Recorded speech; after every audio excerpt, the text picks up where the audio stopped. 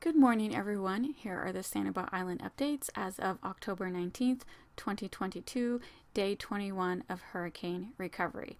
The causeway opened back up on Wednesday the 19th. I mentioned in my earlier video that the bridge would be restricted to emergency personnel on Mondays and Tuesdays. For clarification, that does not start until October 31st, so next Monday and Tuesday is open for everyone, then the following week the Monday and Tuesday restriction starts. This was changed for the first week in consideration of residents who had already bought plane tickets before the restriction was announced. This restriction might also be lifted later in November if they see that traffic is not really impeding the work by the emergency crews. Inbound traffic is allowed between 8 a.m. and 5 p.m. Outbound traffic is allowed 6 a.m. to 9 p.m. The new curfew is 9 p.m. to 6 a.m. and will be strictly enforced. Do not be alarmed when you see trucks crossing the bridge after hours. Crowder Gulf will be working after hours, moving debris off of the island. Once you are on the island, the city manager would like to remind everyone the island is a challenging environment. No electricity, no water, no food, and no gas. But there are lots of portable toilets placed throughout the island. The city's update today mentioned that ATVs, UTVs, side-by-sides, and golf carts that are not legally registered to operate on the city streets are prohibited.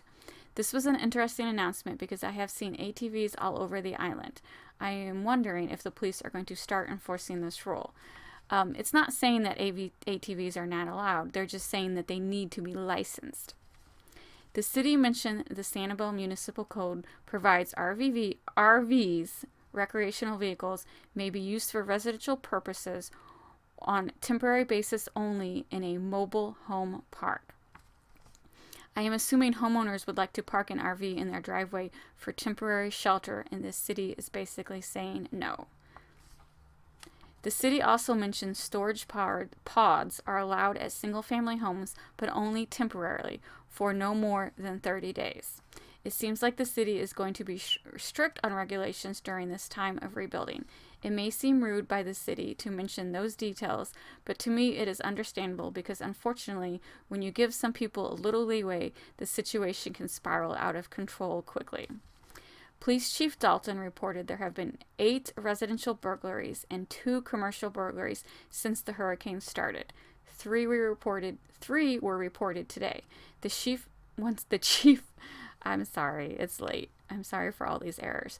The chief wants to remind citizens to please don't lend your hurricane pass out. He would not give out further details on the exact locations of these burglaries because of, I think, privacy issues. Even though the citizens would like to know where it all is at. And he is taking these burglaries seriously. If you see anything, call the police chief. If you know anything, call the police chief. I will be back tomorrow with more updates. Thanks for listening.